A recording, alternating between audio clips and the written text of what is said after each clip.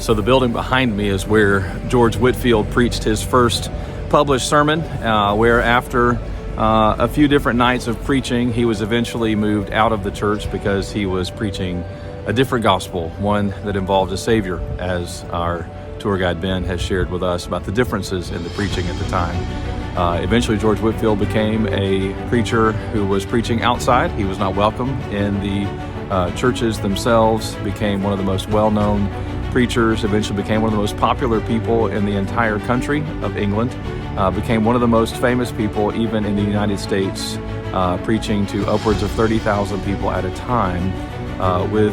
a different gospel, but a gospel that you might be familiar with if you read the Bible, a gospel that says Jesus alone saves, and that it is by grace alone, through faith alone, that we are saved through Jesus Christ, our faith in Him. And it's amazing to think about how that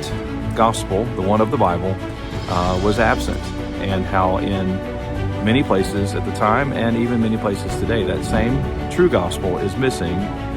where people are getting a works-based gospel instead of a gospel built on the work of Christ. But I'm incredibly thankful